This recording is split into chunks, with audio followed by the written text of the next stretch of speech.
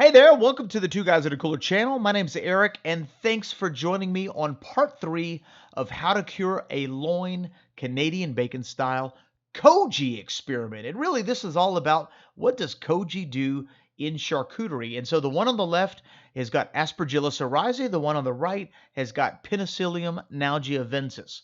So we have a very traditional way of curing loin. That's Lonzino, that's the one on the left. And notice how that mold 600 is growing really rapidly. Those first 3 door openings was in the first week. And starting at week number 2, I began to weigh them. If you do any research when it comes to Koji and charcuterie, the name Jeremy Umansky keeps popping up. And, Jeremy did some talks. He's in Cleveland. He's got a cutting edge restaurant. He's on the fringe of charcuterie, really into fermentation. And his reports come back with the Koji really curing the meat a lot faster than traditional methods. And so I wanted to see what would happen when we did that. And I'm going to put all the parameters below. So be sure to check that out. And if you have any questions, leave them in the comments section below. By the way, if you're new to this channel, consider subscribing, clicking that notification bell. We have got an entire charcuterie series coming up, from pancetta to copa and some incredible salamis that we're going to be throwing down. And I'm really excited about it. And so far, the thing that I'm noticing between the Koji and the traditional is that the Koji smells incredibly sweet. It was very strange after episode 2, letting it ferment for 2 days inside that 85-degree chamber. But it actually has a really sweet, kind of nutty smell, which is coming from the rice. Obviously, that's coating that loin. And the traditional smells, well, it smells traditional. It has that funky aroma from the Penicillium nalgiavensis and the meat that's curing. And I kind of like that.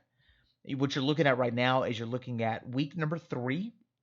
And week number 3, interestingly enough, the traditional loin has hit its target. It hit 35% weight loss. And what I wanted to do is I wanted to get both of these to 35% weight loss, and then do a little side-by-side comparison as to the taste, the texture, and the smell, and just kind of compare them out. A friend of mine, Meredith Lee, has written a book called Pure Charcuterie. I'm going to put a link in the description box below where you can find her book. And I believe she's the first person to really publish a book in which she talks about Koji and charcuterie. And so if you get a chance, if you're into charcuterie, it's definitely a must-have. Throw it on your shelves. And she does a venison bresaola, and then she does a pork lonzino. And I want to say the venison bresaola was a Jeremy Umansky recipe out of Cleveland, out of his restaurant in Cleveland. And so definitely you want to check out that book. And so here's what we're looking at right now. This Koji loin has had to finish drying in the chamber for 1 more week. The traditional loin had already reached 35% weight loss. I vacuum sealed it, put it in the refrigerator, and so this has been in there for another at least another 6 to 7 days at 55 degrees Fahrenheit, 80% humidity. And so what I did, now you don't have to do this, I cleaned off the Koji rice that was on the outside of it, and right off the bat, I can feel how incredibly firm this loin is. It's wild. Like the traditional loin, the one that I wrote regular, is not firm like that at all. It's actually soft. It's uniform throughout, and it was like that at the 3-week mark when I took it out of the chamber. And so, just to equalize it, I vacuum sealed them. I put it in the refrigerator for 2 weeks, and now we're going to go ahead and slice into it. And I want you to check out the way that it comes off the knife. This is regular, all right? That's the regular loin, cured 3 weeks, 35% weight loss, and it just has an interesting look to it. And this is the Koji, cured 4 weeks, 35% weight loss, right? Same weight loss. They both literally weigh within grams of each other, and look how different it is. There's definitely something going on a microbiological level that the Koji has influenced. And I'm curious as to whether or not maybe letting it go to 35% might be too long with the addition of Koji. And so, like with any great experiment, this experiment leads to like 1,000 more questions. And so here's one of the questions. When Koji mold is supposed to dry the loin faster than the traditional method, why did it take 1 week longer? right? That's one question. The other question is, what would happen if I didn't dry it to 35%? Would the Koji mold continue to stiffen basically the muscle to where it actually feels more like beef jerky or poultry or pork jerky rather than that really nice, soft prosciutto like or lonzino like charcuterie that we're familiar with? And so I'm tasting it now for the first time, and there's a really interesting tangy element to the Koji loin. And that's what I'm tasting right now. It's slightly sweet.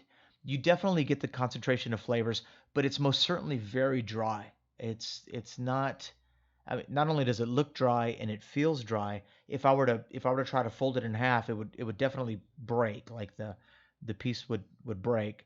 It's not, beef jerky dry, but see how the other one is? That one's obviously a lot more flexible. It's got a lot more give. I can easily roll it up into a little roll, and it would roll fine. The texture for this one, this is the more traditional one, is generally the kind of texture that we would expect from like a prosciutto or a coppa or Lonzino or Bresaola.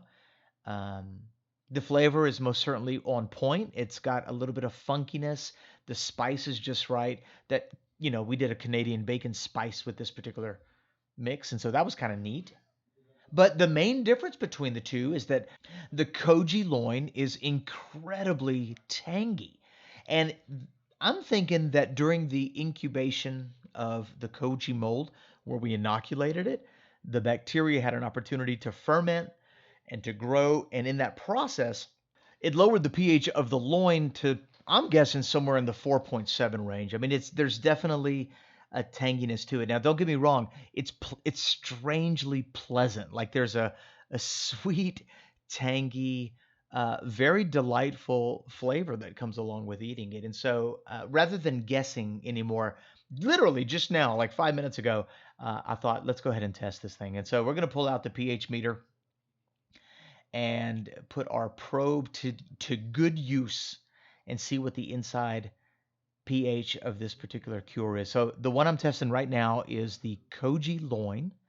And if you're into charcuterie and you plan on making salami, or if you currently make salami, you definitely want to get your hands on a good pH meter. 4.63. So there you go. We get confirmation. So it rounds up to 4.61, and that's got to be where that tanginess is coming from. It's the acidity of the meat as it's been dropped down. Same thing as like, salami, or whenever you have like fermented sauerkraut, things like that, when that pH drops. And so let's go ahead and test the pH of the traditional method, which is most certainly not tangy. When I bite into that one, you're not getting that tanginess. And so what does that say? 4.8, 4.81. Okay, so apparently, zero point 0.2 pH points is going to give you a tangy bite whenever you bite into it. I particularly liked that tanginess. My son liked it as well, but I know it's probably not for everyone. It's kind of one of those subjective tastes. And so that's definitely where the tanginess came from. The thing that I did not like about the Koji, because I like the flavor, it's so different than the traditional. The thing I didn't like about it was how dry it was, how firm the entire muscle became in the same parameters, even running at 80% humidity, which is a lot higher than what most people recommend. Most people would recommend somewhere in the 65 to 75% range.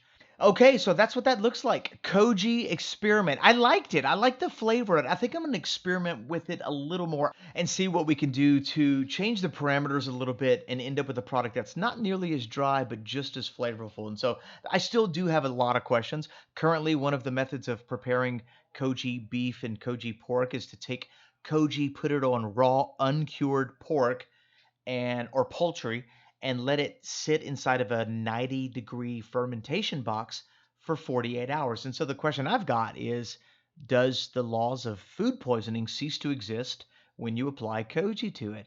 And how can someone test that? So there's a lot of questions when it comes to Koji. I think a lot of research still needs to be done before anybody can get definitive, hardcore, empirical data.